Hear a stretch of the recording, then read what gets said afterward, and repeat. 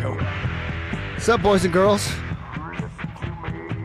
We are currently live on Twitch, YouTube, and at chrisandmikeshow.com. We're going to be talking to Jeffrey, the walking dad. There you go, not dead. Yeah. Super excited about this one. I'm actually excited about all of them. That's because we're having fun here, ladies and gentlemen. Fun.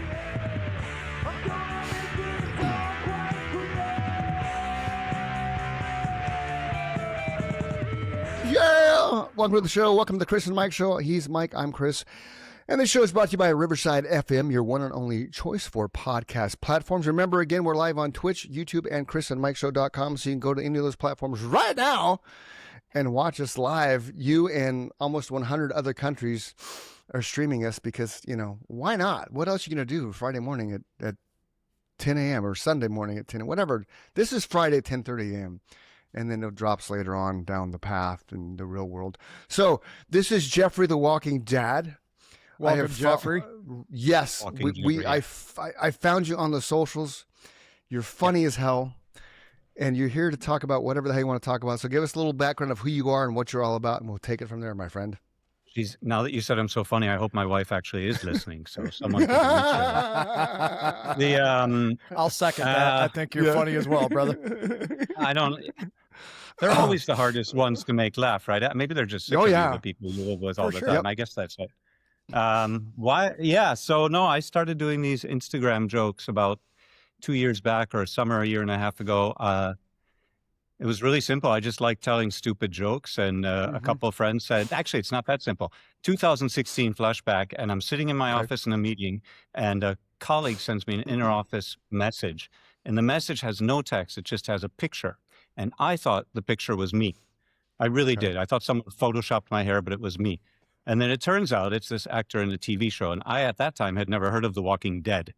Okay. But that's the whole thing, is people started saying you look like Daryl Dixon from The Walking Dead. Absolutely. Dude, I was today old when I just put those two together. I did not put that together before, Jeffrey. I've been sitting here the whole time thinking, why do I know this guy's face? I never put that together until just now. Brilliant. Yeah. Well, I mean, I'd never seen the show. I hadn't heard of them, but then I thought I had to watch it. In 2016, my second kid was born, my son, and as they grew older, this thing just kept, once in a while, it would pop up in conversation. Eventually, I watched the show. I thought it was kind of fun and entertaining, and at least I look like the cool guy. At least I look like the cool guy, in the show. Right? And now, let me ask you this real quick, Jeffrey. Yeah. Did you instantly say, yeah, okay, I get it? Because you're that person who people are saying you look like this guy. Right. Being that close to it, like, was the distinction right away? Yeah, okay, I see where it's coming from, or did you have to work at it in your mind? No, I mean, I don't know what it is about. I don't know. Maybe there's some like thin face structure or something, but I got compared to all sorts of actors growing up, from Andrew McCarthy to Doogie Howser to Tom Hanks. I can see Andrew McCarthy for sure. Yeah. And then that was when I was like 18. And then 2016 is the year I met my wife, and she actually, maybe she was just trying to pick me up in a bar, but she actually said it was because I looked like Sherlock, which was a big show at that time, Benedict Cumberbatch. Okay. Oh, and I'd wavier hair then. And then this Daryl Dixon came up, and that was the most. Like, there was, that one was clear to me. And especially, I don't know how well people know Daryl Dixon, but more, I've looked at it a lot now. It's more from the side angle. But yeah, no, it stuck right away. And then over those years, it developed from the idea of The Walking Dead to me constantly telling stupid jokes and annoying people, The Walking Dad and dad jokes and all that. So this connection just burgeoned over the years. And the Daryl Dixon thing's been fun. I mean, a couple of years ago, I was traveling out to London, other places, and people come up and ask me for autographs. They think I'm him. That was my next question. And it That's took awesome. me, for a long time, I would say, oh, no, I just look like him. And then you just started signing autographs. My teenage daughter said, well, why don't you tell everyone, give you $1 to take a picture with them? Yeah. And Oh, right on. I'm like, I think Norman Reedus asking for $1 for a picture would be a bit suspicious, right? I mean, I think the guy's worth a bit more than that right now. Yeah. But anyway, so it's been a fun ride. But then changing that to The Walking Dead just was a natural segue, because I was telling stupid jokes. And then, so I did that a summer and a half ago. And I think for 10 months, I had 200 followers, 300, and every day I'd be excited if like 50 people looked at a joke, or 100, like it was a big thing. Yeah. And then almost exactly a year ago right now, I went through sort of traumatic life thing where I had a business that we had to shut down. Wasn't the easiest situation of life. And I don't know if there was a coincidence or if there was like just a need for the outlet, you know. I mean, jokes and comedy, it's a release, right? It sort of, it lets go in stressful times. And I certainly get accused, you know, my wife and I can be in the biggest fight and I'm trying to think of a joke. So maybe I don't always use it. I don't always use it at an appropriate time, which usually doesn't diffuse the situation, to say the least. About a year ago, it took off. I'm not sure. There was just, maybe you have some idea how this algorithm works. It was Instagram only at that point, and suddenly some joke got a little bit popular, and then all of a sudden I was getting a few hundred, and then a couple of days out, over 1,000 new followers a day. And I have to say, I look back and I think, why were those jokes funnier than other jokes? It's not always obvious, you know. No, it's not. It's really interesting, and I suspect it has to do with what time it's released, how the Instagram or Facebook algorithms catch something now they get published. But of course, some jokes and some deliveries are just funnier. But honestly, I don't always know. I certainly can't guess. I think Chris would agree with this. We have tried. I don't think there's any way to figure it out. I'll give you a good example. The last 3 clips that I've released, 2 out of 3 got thousands of views, and the one in the middle was hundreds, right? There's no rhyme or reason as to why I released that one that got hundreds at the same time I would release any other week, you know, and it would do the same as the other 2. It's just, there's no rhyme or reason to it, I don't think. And for you, they were at least equal in quality, I guess, right? Yeah, absolutely. Yeah, I pretty much do every one of our shorts the same way as far as running it through the same audio, the same video, you know, trying to make it as clear and concise as possible. Now, part of the reason why some of your stuff may light up, Jeffrey, if you're doing 30 seconds or less, the attention span of the world is that of a goldfish now, right? That does help a lot. You're right. So so the 30 seconds or less ones, they blow up quicker than the 30 to 60 second ones on our YouTube, because I do the YouTube side of it. So every day on YouTube, there's things dropping at least 3 times a day, except show days they're 4. So I try to make some of the things that drop on YouTube daily, the super shorts, 25, 30 seconds or less. Then I have what I call inside the clips. So we'll grab some stuff from your episode that's a 3-minute bit that may go on, you know, at noon every day for 2 weeks type thing, depending on how many we have. But then sandwiching those morning and afternoon will be those 25, 30-second clips. Not necessarily your show, but other shows, because I interweave it so it's not always the same person day after day after day. So that's helped our YouTube grow organically, because there's always content. It's always different, and the length of it's different by comparison, except for the shows. The shows vary from an hour to 2 hours, depending on what day it is and what we're doing and who we're talking to and how the conversation flows. Yeah. But your Instagram, that's probably why your shorter ones are going to blow up, because people see them quickly, you know.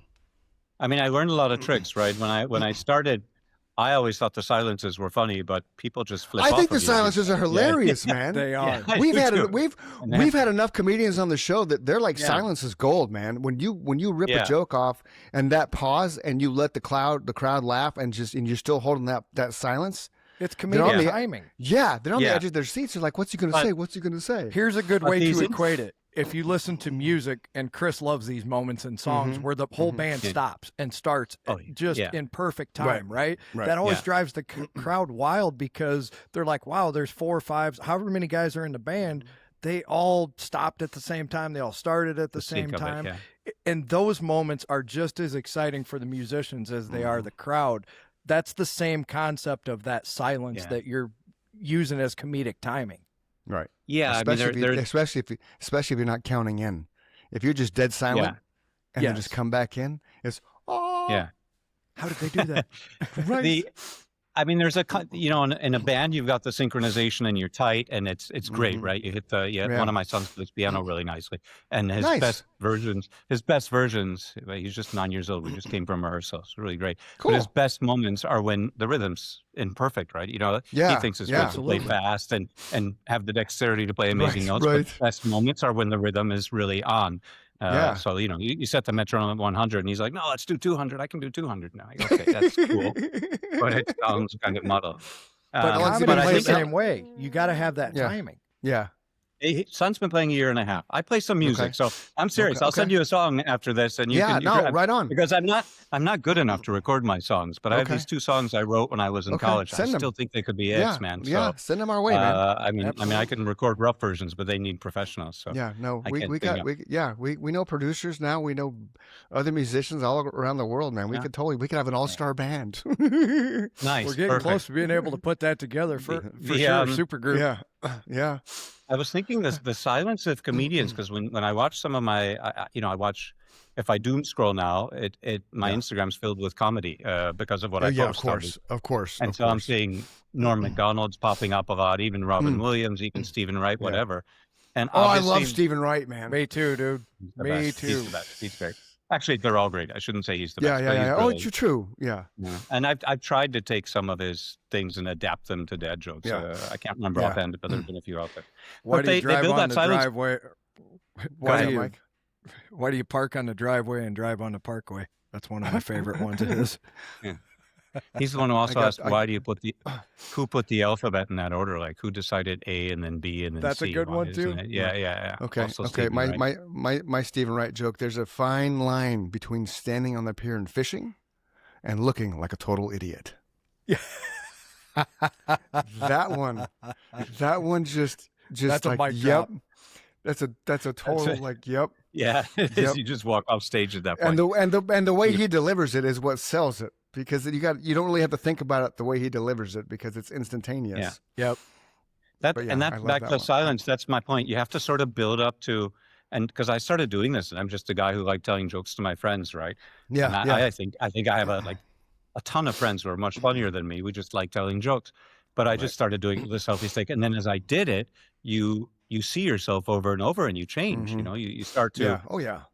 Sadly, what I realized is I developed a little bit of this persona where the stupider I am, the funnier I am. And maybe somehow that suits me. I don't know. Like, maybe it's just something I didn't know about myself. But it's interesting trying to build a personality to tell the jokes. And of course, not every joke fits it. Okay. So that was one of my questions, was how do you film those? So it's a selfie stick. You're walking around with a selfie stick. Yeah. So I live in Prague. That was going to be one of my questions during I was going to ask you too. I was going to ask you too where you're from. Yeah, Prague. Okay, cool. Yeah, I'm living in Prague in the Czech Republic. So I was going to ask if you're live here or not. You said 100 countries, so probably. Mike, are we? We are in the Czech Republic. And we're going to grow our viewers in the Czech Republic because Jeffrey's there. Yeah, that's awesome. Seriously, it's a trip. Yeah. Like whenever we had people, we had a band in South Africa we were talking to, and then when their show dropped, we had a tick up in South Africa. Australia, when we talked to Peter. Oh yeah. Yeah. I think because Prague, right on. Man, that's so cool. I had no idea. And come visit. What a connection, dude! He's uploading at 99% from halfway across the world. That's amazing. Yeah. Tell us about Prague, man. Now I'm interested. Yeah, me too. Educate us. Whoa, well, Prague's epic. I mean, it's stunning. So I'm American born, right? I was born in Chicago and grew up in the suburbs of Chicago. My family moved a lot. I'm from Illinois. We're all from Illinois. I'm from downstate in Pontiac.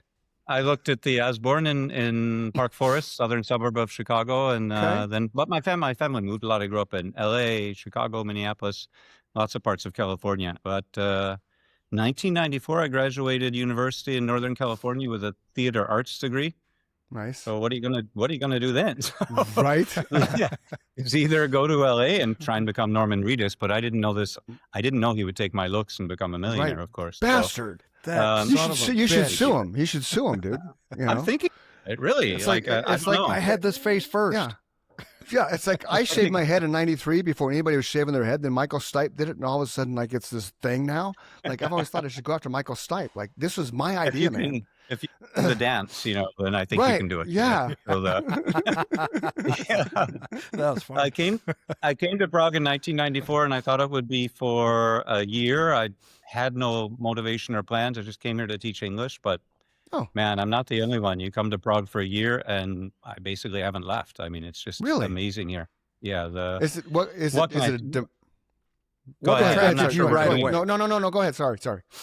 No, I don't know where to begin. I mean, when I came here in 1994, sort of the end of Russia and the Russian, let's call it empire for this conversation, although people are going to rip me apart for that when they hear it, was only 5 years earlier.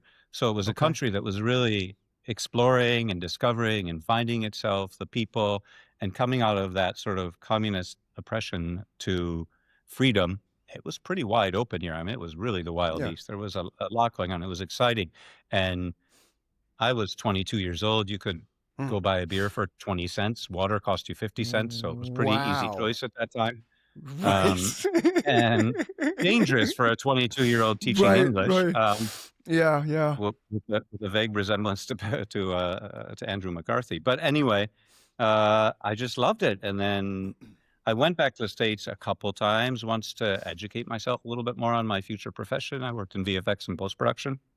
Cool. And other times just because it's, I come from a pretty big family. I love my brothers, my sister, my parents. So it's a tricky decision to make, to say you're going to spend your whole life thousands of miles away. And obviously it's different than it was a couple hundred years ago when you'd never hear from the person again, but still it's a big decision. So I've been back and forth a bit, but never for more than a couple of years. And out of those 32 years now, I'm dating myself. Wow. It's been 26, 27 of them have been here in Prague. And in terms of personal life and what opportunities you have here, I wouldn't change it. I wouldn't go back. So when you got there, Jeffrey, what was the first thing that you were like, I mean, this sounds like it was an instant life-changing experience. So like off the top of your head, what was the first thing that attracted you other than everything was super affordable? Yeah, 20-cent beer. Well, there's three answers to these, and two of them are a little bit pubescent, but one's the beer, two's the women I was meeting all the time here. Fantastic. It's we don't have to go there. I don't want to get myself in trouble. And three is, to this day, if I have and I'm lucky, I live relatively close to the center of Prague. If I have a free day and I can go for a walk through the middle of the city, it's like a fairy tale. I mean, you have to come here to see it. It's epically beautiful. And growing up in America, where we don't have a lot of old stuff, so coming here and I go walk across this famous bridge that's from the 1340s, still standing, and you just feel like you're walking through a different time and a different era. And I never really got over that. Like, I just love it. I love that part of it. Now, have you been teaching the whole time you've been over there? No. So I taught English with 60,000 other Americans in the mid 1990s in Prague. By the way, I mean there was a flood of expats here. It's a city of now I think 1.2 million. I'm not sure. That's what it's been around, and there were 60,000 Americans living here officially in the mid 90s.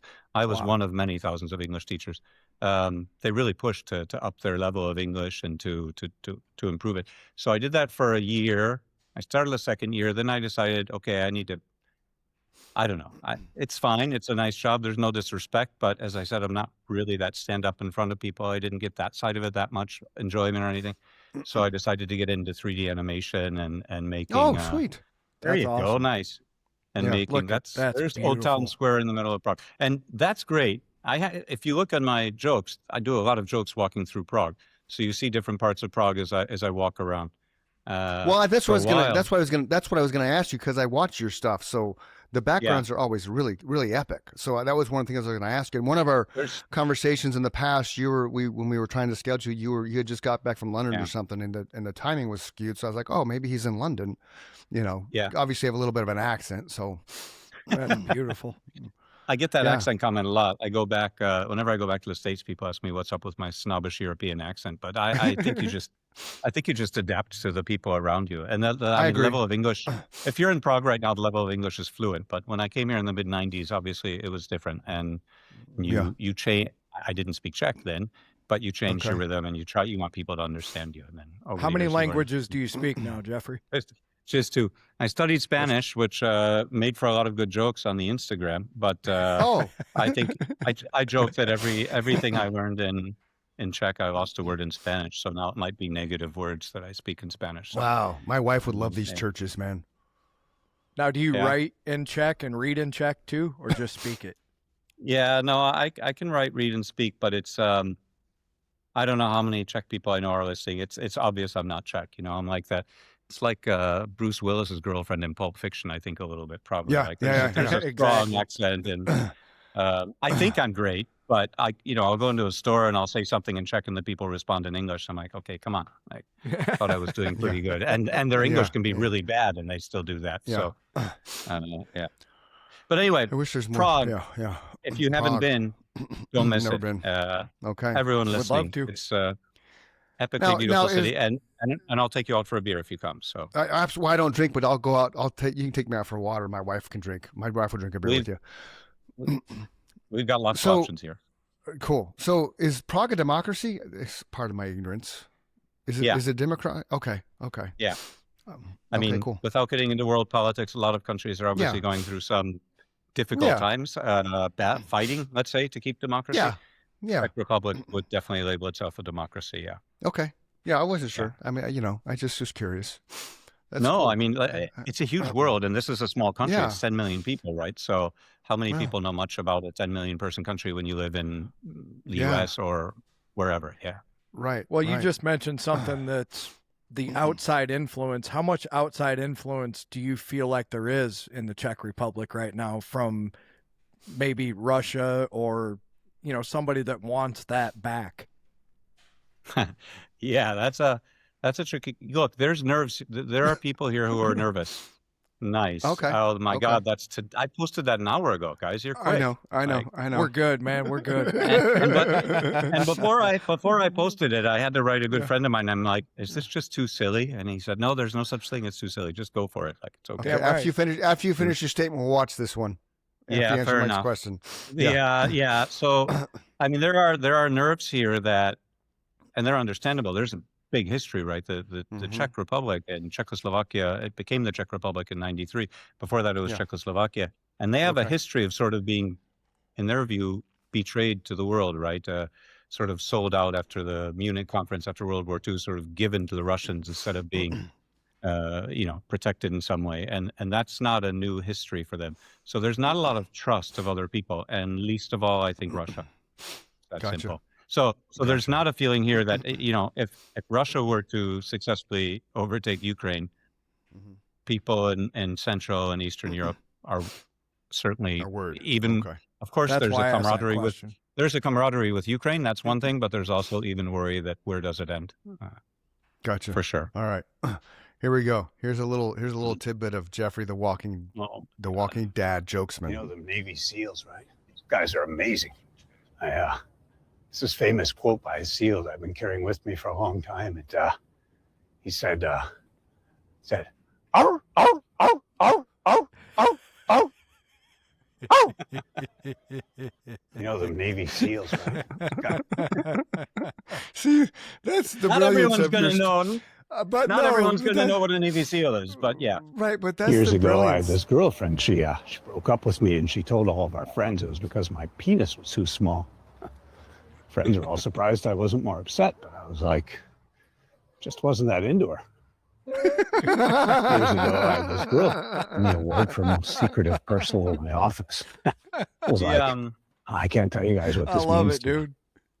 Won the award for most secretive person in my office. I was like, I can't tell you guys what this means to me. Won the award. My wife was upset. She said, I put my son's shoes on the wrong feet. I was like, come on. Doesn't have any other feet. My wife was upset. She said, just after our first son was born in the delivery room, my wife, she said she knew she wanted another baby. I knew it too, so I went into the hospital that night and I swapped him. I hope my son's not listening to that. Yeah. I would hope knowing you, he would know that that's a joke for sure, man. Those are hilarious. My son has. So I'll cut to the chase on this one because everyone will bug me if I don't say it. Sorry. I love the dad joke so much that when my son was born, and my wife and I had a baby pretty quickly, and we. So we're in the hospital room. When you're in the hospital here, they tell you have to write the name before the baby's born. In the Czech Republic, you write boy and girl name on the sheet, even if you know the gender. They want to know the name in advance. Of course, we'd been talking about it, but he was born 5 weeks early, so it was a little bit early and unexpected. Right. But I insisted, I'm like, okay, look, we don't know each other that well. to my girlfriend then. I mean, I'd known her 10 months. Yeah. We don't know each other that well, but I really want to go with the name Justin. And the point of that is my last name by birth is actually Case. Okay. So I insisted that I think Just in Case would be a great name for us. Just in Case.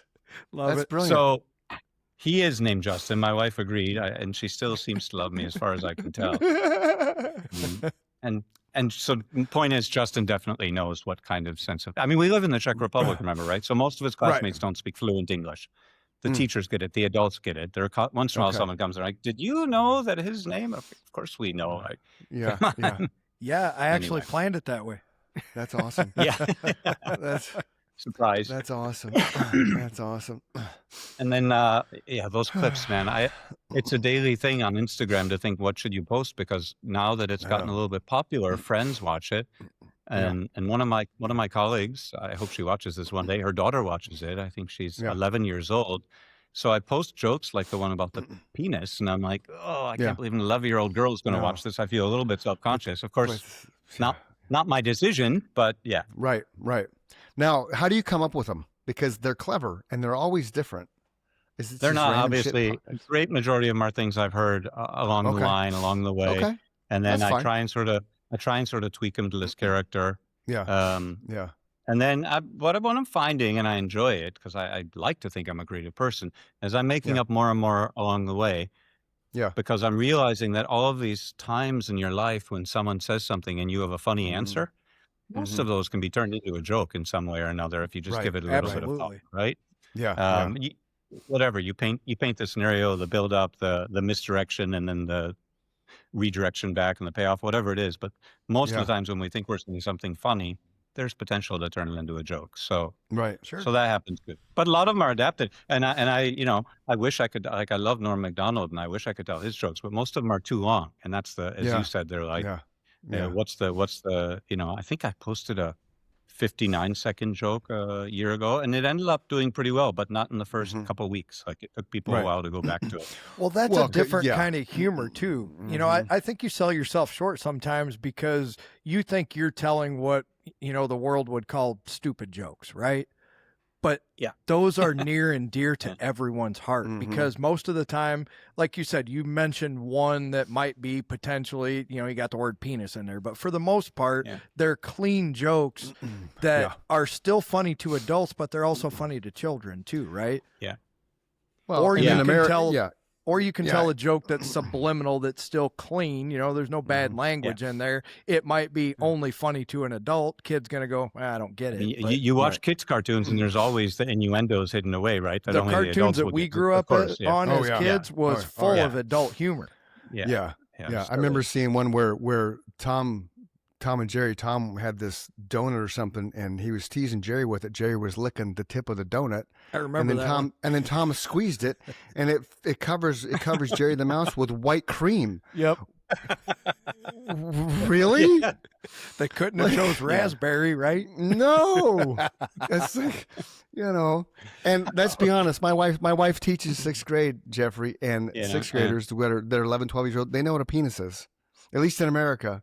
At least in our state. Well, for sure nowadays with the internet and absolutely.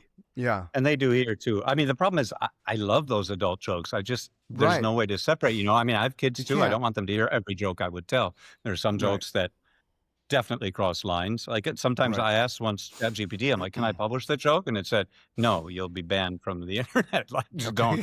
And it didn't even occur to me. That was going to be my point, Jeffrey. I love, and Chris does too, we love what we both call gallows humor, right? Just horrible jokes that your average person, like your Sunday church goer is going to go, oh my God, I can't believe you think that's funny. But I also find your humor equally as funny, right? We were both, Chris was crying. I was too. I had tears coming out of my eyes watching those. So I can Thank see you for why that reaction. That was nice to see. I appreciate it. And the other reason why we do what we do the way we do it is everything. Yeah, all our reactions are genuine. Now, yes, I've followed you on Instagram and Facebook, right? But conversationally, the reason why I don't read the biographies that people send us, Mike does when they register for the show, because I want everything genuine. I want the reactions to be real. So when I was running a show called Good News Arizona, I wrote the script for every episode. My partner was a straight-laced Mormon guy who never swore, who was like literally you looked up Mormon, Dean was that guy in the dictionary. So some of the stuff that I had him reading, he didn't realize he was reading until we sat down at the table and it was recording. So his reactions were genuine, where he would start reading something. He couldn't say it because he started laughing so hard because he knew this was 360 degrees away from who he really was as a human. But it made it that much more funny, which made the show that much more popular because it was a genuine reaction. And everybody knew who he was and who I was and our difference of just who we were as humans. It just made that so much funnier. So the reason why I pulled your jokes up like that, just really at random, is because I want people to see the real reaction, because your shit's funny, man. And I know that's not all. I know that's not what all you're about. But so you haven't gone and done this for stand up or anything? Never in my life. No, never. But it's Have funny. You ever considered it? Not really. So I in the early days, I got this follower who I once in a while, some people, like my daughter, who's now 19, just turned, she was super excited because Duff McKagan started following me on Instagram. Oh, that's so cool. And I think he reshared a couple of jokes or something. And my daughter and all of her friends, to my surprise, they're into Guns N' Roses right now, right? Yeah. But to my surprise, she knew everything about him. And I'm like, I don't even know that much about the guy. But that just proves my point. Somebody that you would think, or the world, I wouldn't think, because I know a million musicians, we're all just people too, right? Mm-hmm. He finds that just as funny as Chris and I. I mean, yeah, absolutely. Yeah, no, he probably has the same gallows sense of humor where he's going to go watch Joey Diaz, but he's going to, if you were a stand-up comedian, he would go watch you too, as would I, as would Chris. I would. I'm starting a online one where I can do more of the gallows humor things on this platform. It's Czech run originally, but it's expanded in the U.S. called Hero, and I'll share information about it at some point. But we're just kicking it up because there's jokes I can't tell on Instagram that I think. I almost agree with anything can be made a joke of. I'm not quite there, but I'm at the 98% range. But certainly there's a lot of jokes that I don't want my colleagues' kid to see, but I would like to share in other ways. Yeah. So, now, do your jokes translate into the Czech language? That's a great question. 50-50. So there's jokes like, so the Spanish joke. So I had these jokes that got really popular that all of a sudden boosted my popularity. And this joke in Spanish was, when I speak to Spanish people, I like to use the word mucho because it means a lot to them.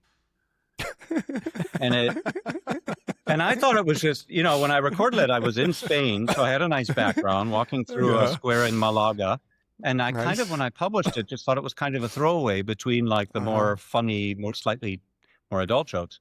I don't know. It's 4.5 million views or something on Instagram on that joke or something, right? And so it totally surprised me. So you need to you need to meta verify yourself. I think that's what your thing is. Go to the meta. Is it worth it? I saw the posting of that. I don't know much about it. Okay. Yeah. I meta verified and I get probably $10 a month, and I don't do. I'm not getting near, and just my personal shit. I'm not getting near the stuff you're getting. So go do that. You'll be surprised. Is there open mics? Is there? Go ahead. Go ahead. No, I was going to ask. So that's across everything to do with Meta, so Facebook, Instagram, or whatever.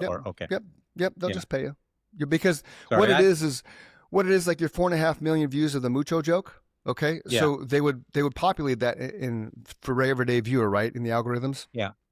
And then right after it, there's a commercial. And then it says the next reel continues after this commercial, and then your next reel would pop up. Yep. So they're placing advertisements between your reels because you have the followers. So go do that on both your channels, and then you'll start getting. They'll ask you for all your information and details, and you'll start getting money for that. Okay. Rightfully so. I mean, you have 4.5 million viewers on stuff. Yeah, you might as well get paid for it. Absolutely. There's been like 4 or 5 jokes that got that, and I never would have guessed it on any of them. But you never know. That's the point, I guess. But anyway, no harm in activating it. So. Yeah. So go do that. Is there in the Czech Republic? Are there bars for like open mic and stuff? Like there are, but of course they're in Czech. I mean, you asked about the Czech side. So again, I speak Czech like a foreigner, and that some people tell me in a cute way. A friend of my wife's who lives outside of Prague said, "Look, you should do the Czech version of these jokes. Like most people in Prague, you meet foreigners who speak Czech. Outside of Prague, you don't. Like you don't meet people who speak Czech and who speak people from Czech Republic in Bakersfield kind of thing, right? So maybe you do, right. but Okay. not trying to make a throwaway there. But anyway, she said, look, outside of Prague, we don't meet people like you. You speak Czech. It's quite cute in a way. And so tell the jokes in Czech with your accent and give it a shot. And so then I took it and I looked at, I think 100 random jokes and thought, how many could translate? And it's pretty clear, right? I mean, if it's a double meaning in English, it's tricky. Sometimes you can make up an alternate double meaning, but not usually. So, but if it's a story humor, if it's a misunderstanding humor, not based on language, then it works. It's about 50-50 is the long story short. Do they have the same sense of humor? I mean, are they going to get all these jokes? Yeah. Czechs have a really dark sense of humor. They'll prefer the gallows jokes. I mean, again, my wife might not laugh at my jokes, but Czechs have a really dark, and long history of dark sense of dry. But see, spouses, those are married to creative people. They live our creativity. My wife helped me. She was kind of I was bouncing ideas off of the last book I wrote, and she's in the book, and we had the adventures in the book, but she's never read the book, and people give her shit for never reading the book. But she was with me when I wrote the book. Yeah. So it's that thing. Like when I was in my band, she was with me when I was in the bands. So of course she's not buying the CD and shit because she had to listen to that shit 1,000 times. Like she's tired of that shit. So, I feel you. What I was going to suggest next time you go to the States, if you think about it, especially if you go back to Chicago, you should go do one of those open mic improv nights because you have 5-10 minutes to do jokes. I would be really, really interested to find out how the crowd takes you. Oh, he would kill. Right? Because I think you're funny as hell. And I think you would kill. That would be and brilliant. And here's why I say that, Jeffrey. Real quick, here's why I say that. Yeah. When it comes to comedians, I am the most critical person you are ever going to meet. Music, as long as it has a good beat and it's in key, I can tolerate it, right? Because I've been a musician my whole life. That's what spoke to me. That's my piece in life. But I love comedy just short of how much I love music, but I am hypercritical of it. Like, you better be funny. And when Chris told me about you and I started checking out your channel, I was instantly hooked. Like, I probably watched 20 of your videos right in a row. You're funny, dude. Thanks, and the man. coolest thing, That's and the really coolest, nice the coolest thing about your approach is you don't have to think, even though you have to think. Exactly. You know what I mean? Yeah. So I'm going to equate it to this: The Office. You can turn on The Office and you can shut your brain off and have fun. You can you're still laughing your ass off. You can waste 90 minutes of your evening. You have a shitty day. You want to come home and just shut your brain off and just zone out. I put on The Office, and it's just funny as hell. Not that I'm zoning out when I'm watching you, but when your stuff comes up, we all get stuff in algorithms, right? It's easy to digest. Right. We all get stuff force-fed us through the Facebooks and the Instagrams now. The difference is when your shit comes up, I don't mean shit in a bad way. When your comedy comes up, I go to the next reel. And I go to the next reel. And I go to the next reel. That's what I mean by easy to digest. So I'm 4 or 5 reels deep into your jokes before next. Where anybody else's page, you might just watch the one reel and then you're on to somebody else's page. Right. Like yours is easy to get stuck on. Right. Like Jack Osborne came on about something and I watched his thing and that was it. Because, okay, all right, Rick Jack, whatever. That's most reels. Right. Most people don't go down the rabbit hole. People are going to go down the rabbit hole with you just for the sheer fact that you're funny, you're clever, and it's innuendo jokes, but they're relevant because they're dad jokes. Your face is recognizable, even though I didn't remember. I didn't put the 2 and 2 together till today. But we're gonna go down the rabbit hole again, man. Because why not? Just after our first son was born, delivery room, my wife, we saw that one. Yeah, she wanted another baby. I knew it too, so I went into the hospital that night and I swapped her. Poor Justin. To eat. He said, "What are my options, Dad?" I was like, well, yes or no? I was walking around the dog and it's very Kafka-esque. I was walking around the dog and I found look behind him, Mike. Very Kafka-esque. So there's one that was made up walking around, obviously, right? That wasn't pre-planned. It was just something that came upon. You're walking around and there really is the Kafka Museum here, obviously, because Kafka and That was awesome. So my granny's 100th birthday, we asked her what her doctor says about all of her bad habits. Eating fat, drinking vodka. She said, well, My doctor died 40 years ago. And that's a true story. Like, but it's just a legendary family moment, and so you just share it because it's funny, right? Yeah. This is the one you just did the other day, which I thought was hilarious. This one? I could go to a store with just 50 cents, and I could come home with my pocket full of candy and soft drinks and stuff. It's amazing. Kids these days, though, I mean, they've got cameras everywhere. And I was a friend of mine, Matthew. He's totally obsessed with boxing and boxers. I swear, it's all he talks about. That one came from a fan, actually. I agreed to post it. A fan wrote me that joke. His name's Matthew. I don't know Matthew. Cool. Maybe he'll watch this one day. Matthew. Shout out to Matthew. And I just thought, okay, it's cute. Let's give it a try. That's awesome. And I get a lot of those. I get jokes that come in from random people. A friend came in. It was really crowded, so I asked her if she could wait a bit. She said, sure. So I was like, great. Can you bring this food to table 3? I love that. All right, I got to keep you guys as my audience. I mean, you're the best one I've got. So. They're funny, man. I don't care who you are. They're funny. Oh, shit. This is going to be a funny one. I can just already tell. And I meant what I said. I'm critical. Go back to the bedroom, and the prince, he admits to the princess that he's never done this before. I asked her if she can help. She says, of course. She says, okay, what do I do? And she says, well, you start by undressing us. So he takes off her dress, takes off his clothes. What now? She says, well, now maybe you could put your hand on my belly, rub my belly, tell me you love me. So he puts his hand on her belly, starts rubbing her belly and says, I love you. What now? And she says, well, maybe you could try a little lower. He says, I love you. Ready? It's funny, they all come from different places.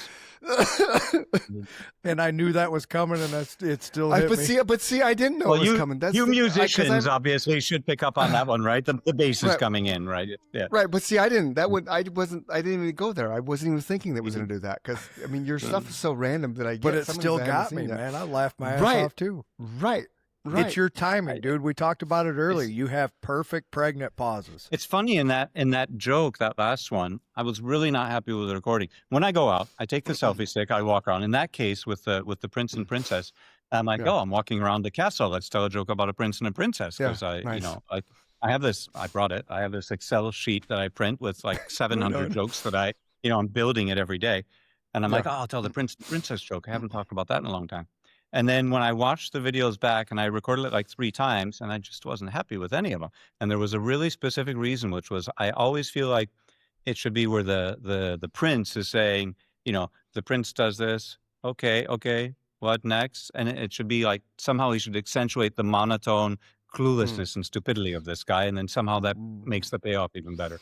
And I just wasn't happy. I'm like, forget it. Let's just put it out there and see what happens. Yeah. That's the artist in you, but you did the right thing. So I'm trying to think of the best way to put this, because Chris would admit we suffer from the same thing as musicians. I just got asked the other day, how do you know when a song's done? You don't. You just decide it's done. And we, as musicians, to this day, if we recorded something 30 years ago, there's still things you hear that you're like, damn. I've heard that, yeah. I read a John Lennon interview where he said he would love to go back and re-record almost everything, right? Eddie Van Halen, one of the most famous solos ever recorded in Eruption. Yeah. He said there's a mistake at the top of it. He said that for years. Nobody can hear it but him. No. This one, I mean, my 9-year-old makes a lot of mistakes on piano. I'm like, Justin, nobody else hears it but you and your piano teacher. And but maybe me, because I've heard the song 100 times. Yeah. You got to put it out. If you don't put it out there, then the world never sees it. And obviously, the world loves what you're doing because you're just getting more popular all the time. So just keep putting it out there, man. I would have never known you were unhappy with that. I'm not going to tell you this next joke is true, but yeah. Okay. So, but the reason I pulled this up while you guys were talking, I went down the rabbit hole of your reels. This one's like 200,000 views. It's my wife why she doesn't tell me when she orgasms. She's so sweet. She said, I don't like to bother you when you're at work. I mean, we've been together 10 years, so yeah. That was great. And bless her. My wife is my muse, so bless her to the moon and back. And a little bit I joke about her not liking my jokes. It's true. She doesn't like half of my jokes, but there's also, she's Czech. She speaks excellent English, but yeah, or maybe I'm just not funny. Yeah. Go ahead, Mike. No, not everybody has the same sense of humor. Yeah, I guess. Yeah. Chris and I are going to laugh at things that, believe me, 95% of the world is going to look at us and go, "You guys are sick fucks." That's why you're laughing at all the jokes. No, I'm just kidding. We have this. No, but the flip side of that is we're going to laugh at some of the most innocent things too. Yeah. Things that hardcore people would be like, "Oh, I can't believe you think that's funny," because it's funny, man. Funny. Sometimes Jim Gaffigan, he's one of the most clean comedians on the planet. He's hilarious. I love his comedy. I watch every one of his specials. But I also watch Joey Diaz, who not many people are going to get his humor. It's pretty crude. I don't even know that one. I'm going to look that up. Joey Diaz. Okay. He's hilarious. Now, do you have a YouTube channel? I did put it on YouTube. Look, at the beginning, I was checking followers every day. Now I'm not. YouTube has not taken off in any way. The number of followers is in the hundreds. I don't know how many it is, but it's in the hundreds. YouTube's weird, man. TikTok and Facebook are in the, 8, 12, 15,000 range. But to be fair, all three of those I started within the last year or less. So Instagram's the longer running one. So check this out. This one has 525,000 views. Okay, that's 525,000 views. That's awesome. My grandpa used to say, whenever one door closes, another door opens. He was a great man, but terrible cabinet maker. Now I know why that should have 525 million. And I didn't think it was that funny. I don't know. It was amusing, yes. Otherwise, I wouldn't record it. But yeah. A lot of it is your delivery, though. Would you not agree with that, Chris? Yeah, absolutely. This next maybe one, if I'm telling that joke, it gets 5 views instead of 500,000. This next one I'm going to share has 562,000 views. Terrible scare because my wife, she sent me a message and said she wanted to end our relationship. It didn't matter how amazing I am in bed every time. She just wasn't enough reason to keep doing this. It's like, Jesus. I was terrified. But then she sent me another message and said it was just the wrong number. That was my introduction to you, Jeffrey. That's nice. The first one. That was the first one I ever saw. I even told my wife because I thought it was so funny. She just kind of looked at me like, "Really?" I'm like, "You don't get it." It's hilarious. And that one's not that short, right? I mean, the Instagram sweet spot's supposed to be 7 to 11 seconds. That one's a bit longer. Yeah. But I love that joke. I think it's a great joke. Yeah. It's just brilliant, the setup of it and everything. So, well, as you read through it, I remembered it right then and there. Like, oh yeah, that was the one. That was the one that's what opened the door. Because that was just funny, man. Yeah, it was just funny. Okay, well, I've got two good fans here, so. Damn right. Yeah, buddy. This is cool. Yeah, if boys and girls, if you don't, I'm going to share this. If you don't, if you don't know who we're talking about, here's his main page on Facebook. Just go there. Walking Dad Jokes. We need to get you a cover photo, man. We need to get you a Facebook cover. Yeah, I can. Okay. I can help you with that, brother. I'm open to ideas. That's the Walking Dad. So I'll help you with that over the next few days. I'll send you something you can take a look at it.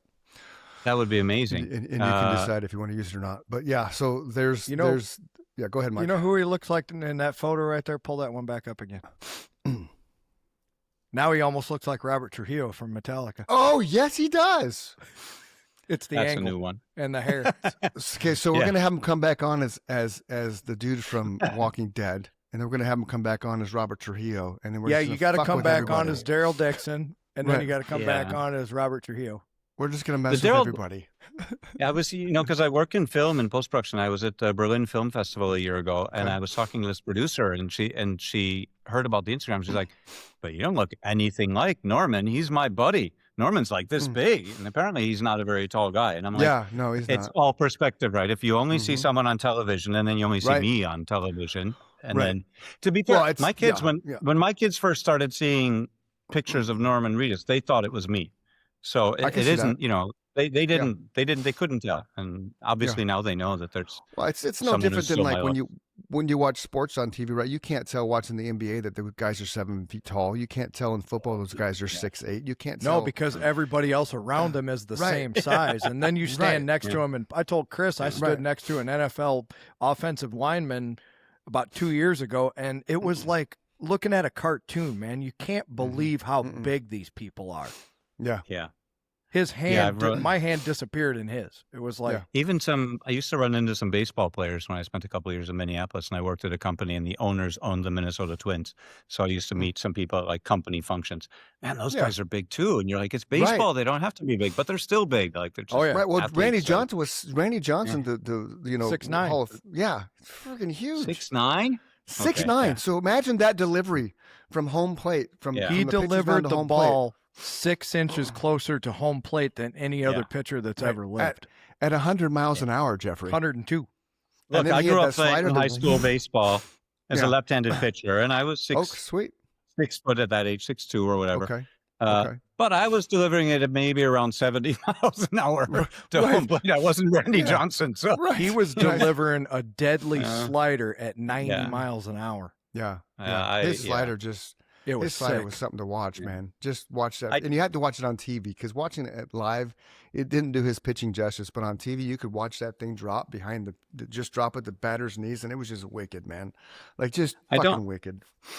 I don't want to, you guys said, feel free to talk about the Walking Dead, whatever. But I got to ask you, Kyler Murray. I grew up a Vikings fan. Kyler Murray. I'm sorry. Good or bad? Dude. I'm sorry. I just want honest opinion because I don't know. Here's the thing. We watched him live a couple times. I'm a Giants fan, but we went to my wife's a Steelers fan, so we've gone to the Steelers when they come to Arizona. It might as well be a home game for the Steelers because Arizona football sucks. Yeah, he is not a big moment quarterback. No, so he's short. He's one of the shortest quarterbacks in the NFL. So part of the problem is he can't see. So was Drew Brees, right? I mean, come on, right. He's shorter than Drew Brees though. He's a couple inches shorter than Drew Brees. Yeah. So now the other catch is Arizona destroys players. The only 2 players that have been successful in Arizona was Kurt Warner and Larry Fitzgerald. Now, if Larry Fitzgerald would have slid at the 2-yard line, they'd have a Super Bowl, and none of the talk would be all the negative talk the Cardinals have.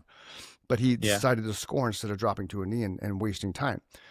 Kurt Warner already came to Arizona as an established quarterback. He just left the Giants, and he taught Eli, and all that kind of jazz. So I don't think Kyler Murray's a big play quarterback because we watched him in the Steelers game.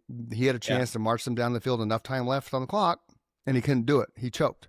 It's going to be interesting to see what happens in Minnesota, right? Minnesota. Of course. I personally. Right. That was a good Minnesota accent. I just want to compliment. I don't think he's as good as Minnesota paid him because I think his best years were washed away in Arizona. Well, he's proven over and over again that he can't win a big game. Right. But they didn't pay him. That's the good thing. They didn't pay him. They got him minimum wage. Yeah. Okay, that's right. That's right. Okay. Arizona's paying him. Minnesota's got him 1 year minimum wage. Okay. So as long as Minnesota doesn't do a Daniel Jones thing or a Kirk Cousins thing after 1 year. Sam Darnold. Yeah. Let's talk about Kirk Cousins' agent, shall we? That agent is by far the greatest agent in all of Major League Sports. 100%. Maybe that's what I need. I need to find Kirk Cousins' agent to help me out with The Walking Dead. Kirk Cousins' agent. Yes. That's insane. And all of us. Yeah. I mean, it's I can't believe how much money that guy's made. Look at Sam Darnold, though. He had the last laugh. He went and moved on and went to the Super Bowl. Good for him. Congrats to him. Definitely. I'm not saying Vikings probably wouldn't have made the Super Bowl with him either, but good for him that he did. So, well, and that's the thing with some of these franchises, they don't stick to it anymore. They don't. It's kind of like music. Like you don't. There's no development deal anymore. You don't put money into anybody anymore because you want it now. You want the results now. I want to build a team now. Even the Diamondbacks when they won with in '91, they built that team to win.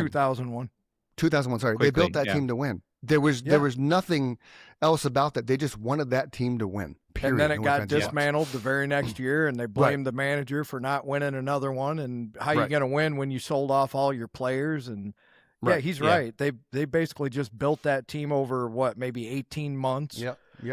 within 2 years, they won a World Series, and then they've never done anything since. But I mean, in sports, you're there to win the World Series, right? Or the Super Bowl or whatever it is. I mean, that's it. Nobody remembers when you come in second place. No, they don't. Very rarely.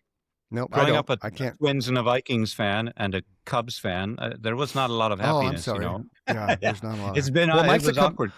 Mike's a Cubs fan too, so you guys got that in common. Oh yeah. All right, there we go. And we had eventually it got there, but not when we were young. Like it was a long drought. No, we had a very bad habit of trading away Hall of Fame players, i.e. Greg Maddux. Oh, man, Greg Maddux, he was a star, yeah. We got rid of him right in time for him to become a Hall of Fame pitcher for the rest of his career. But there's always that question, would he have been, well, he would have been a Hall of Fame pitcher, but would he have won anything with the Cubs? No. Who knows? I mean, they just weren't ready for it, so yeah. I don't know. Long story short. Anyway. I'm going to share some more jokes before we wrap this puppy up because Please do, yeah. Because this is on the Instagram. Same title on the Instagram, boys and girls. The Walking Dad jokes, but it's underscore after between every word. So the _walking_dad_. Nothing jokes. slows me down more than those road signs when you're driving. You come to a bridge and it says "Draw the bridge." Nothing slows me down. Hello, me.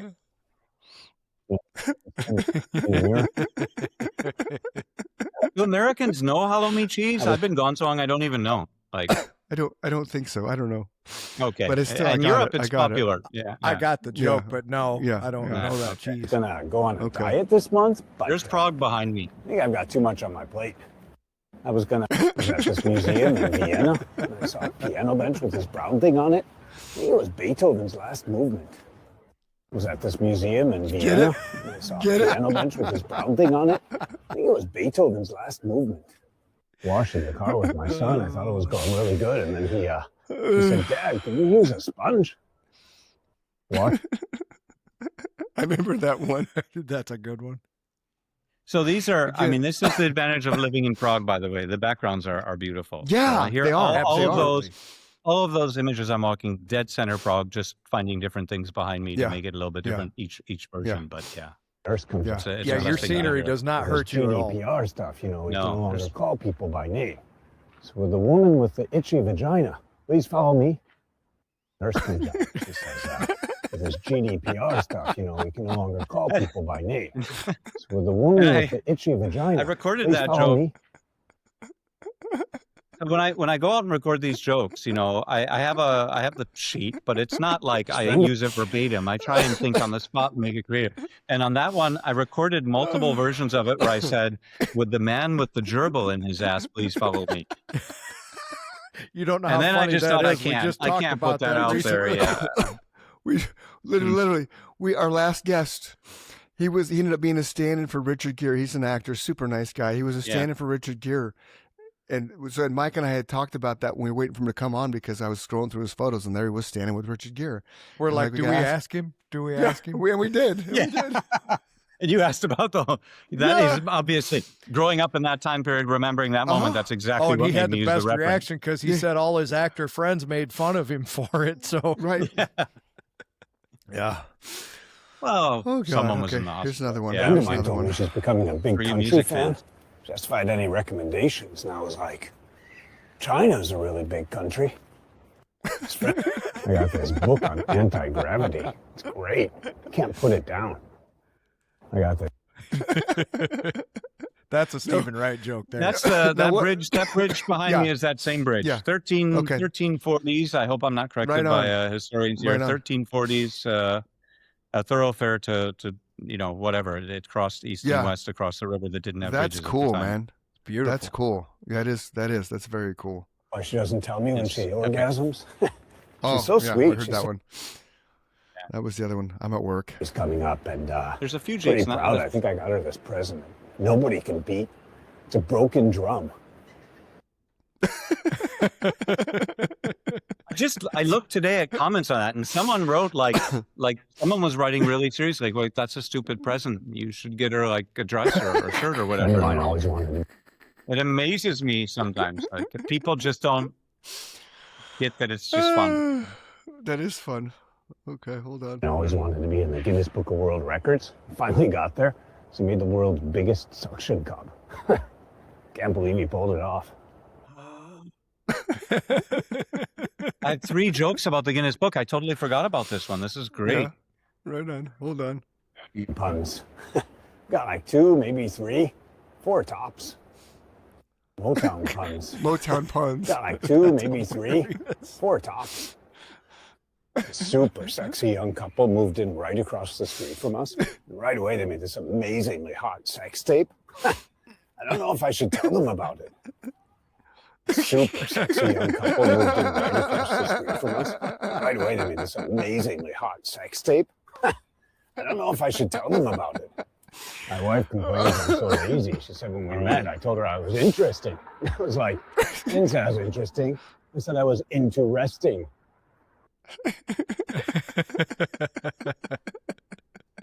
We can all relate to that, right? Like absolutely. Those are great. I have this funny. I was thinking if I can't sequence things, with jokes. Like there's 2 Guinness jokes I told that made me pick up in popularity, but they were both really adult. One was a friend of mine got into the Guinness Book of World Records for the furthest ejaculation, and I'm just really proud of how far he's come. And then the other one I told maybe a week or 2 later was my penis is. The other one is my penis is in the Guinness Book of World Records, and it's a true story actually. But then the librarian asked me to take it out. We're gonna get the ejaculation one. We're gonna make a reel out of that. That's funny. Right, perfect. Yeah. That's funny. I think I published it a year ago, but you have to go back in time. But I was thinking most people I know don't look back a year, so I might try and re-record it better. But we'll see. But publish it. Go for it. I've learned that a little bit. That in the algorithms world, if you go back and republish something that had a lot of views, it's supposed to kind of recirculate and recycle and bring bring back that attention. Because you're right, nobody's going to go down. I went down your entire Facebook reels purposely because we were on the show. Yeah. Right. Yeah. And then I wanted to go down your Instagram just so people could see the Instagram. But the more and more fans you pick up, the more and more people are going to go down the rabbit hole. And, it's kind of fun sometimes on Instagram. I'll do it where I'll scroll. I'll just keep scrolling until I get to the very beginning because I want to see how they started. Yeah. But I'm weird like that. No, but I think that's what I meant when I said his page was easy to digest. I can't think of just a handful of pages where what you just described, like I'll go all the way back and say, where did this guy start? Because it's your style. You have the same, Chris asked how you recorded them. Doing it with the walking stick every time with the different scenery, you're easily recognizable, right? It's like, hey, I know that. As soon as I'm scrolling through the clips, I know right away that's The Walking Dead, so I'm going to stop. Yeah. Yeah. Yep. The Walking Dead. That's a format. The Walking Dead. And a friend of mine designed this new shirt for me about half a year ago. I've been wearing that, and I love it. It's awesome. It is. I thought about changing it, but then I'm like, I don't want to lose the identity. Once in a while, I publish a joke. I think there's like 3 on there with my wife, usually being skeptical. But I think a little bit of breakup, but otherwise, I think just the walking and selfie stick it works. No, I stick to what works, man. Yeah, stick to what works. I guess. I think it's great. I think you're funny. When I go out and I record 20 to 40 jokes. I'm going out this weekend, so if you have any joke ideas, please send them. You could create a Chris and Mike joke. We won't be mad at you. No. All right. That would be awesome. About that. Yeah. That'd be good. I can post it with a link to the podcast when the recording. Because we're going to send you a bunch of stuff you can use, and Mike marks the show where you just told those Guinness Book jokes, so you're going to see us populate those as reels and tag you in it because that's funny shit, man. And really, I was serious. Next time you go to Chicago, when you go back home to see your family, you should just do an improv drop mic. What do they call open mic? Because you only go for 5-10 minutes. You don't have a long set. Yeah. It's 5-10 minutes, and you could bust that out pretty easy just walking on the stage and doing your pauses and stuff as though it would be depending on the length of the jokes. It's 10 to 30 jokes, but whatever. Yeah. Right. What would be funnier is you go out there with your selfie stick and you just tell the crowd, I'm recording this for my Instagram. You just start walking with your selfie stick. Because that alone would be, what the fuck is this guy doing if I didn't see you before? Yeah. And then as you're doing the thing, you'll get that reaction from the crowd. And then I'll be like, going on. And then I'll be like, sorry guys, can you be quiet, please? I'm recording. Right, that's what I'm saying. There's your pet, Jeffrey. There's your pet, man. And if you're gonna do that, let me know and I'll come see it live myself. That'd be awesome. Yeah, but you'll have to be quiet, Mike. You'll have to. I will remain quiet as a church mouse. Yeah. When I go back to the U.S., I'm going back to Minneapolis, but I have friends in Arizona. So yeah. Yeah, well, and Minneapolis, you're going to have open mic nights there too. You're going to have, you'll find a spot. Yeah. And if you do that, let us know, because then we'll have you come back on afterwards, and you can share with us how it worked. All right. That'd be awesome. That would be fantastic. Welcome back here anytime, brother, man. The amount of clips that's going to come out of this show alone is probably more than we've had. Hey guys, recently. look, I can't wait to see it. I'm really curious. I think I wrote to you before, but I've never been on a podcast. Yeah, it's not usually my thing. I have this job. I don't like standing up presenting, but I like conversation, and you guys are great. So that's engaging in conversation with anyone is I would have never known to you me were one not of the on best a parts of podcast. life. Yeah. Right. Yeah. Right. That's why we do conversations on interviews. Don't go anywhere, because we got to make sure you're uploaded when we're done. So, boys and girls, I don't know how you could be sad or suicidal or depressed after this show, because it's Jeffrey the Walking Dad. But if you are, go scream in a pillow, go run, go work out, go jog, go journal, go find something to change your mindset. If you can't do that, text 988. Somebody is standing by to help talk you off that cliff. Don't leave a hole in somebody else's heart because you decide not to wake up tomorrow morning, because you will leave a void and they won't know how to deal with that. So remember that. Text 988 for some help. I'm Chris. He's Mike. This is the amazing, superhuman, cool guy who lives in the Czech Republic, in Prague. So cool. Mind you. Jeffrey the Walking Dad. Find him. Just go and Google Jeffrey the Walking Dad, not dead. And you're going to find all his socials, all his reels. He's funny as hell. He's going to come back, and we're going to have another conversation again. Everybody have a great day. We appreciate your time, Jeffrey. It's the most valuable commodity in the world, so nothing but love for you, brother. Love you, Mike. We'll see you guys next time. Peace. Thanks, Jeffrey. Thank you both. Thank you so much, both of you. Great talk. Absolutely. Thank you. Peace. Peace, everyone.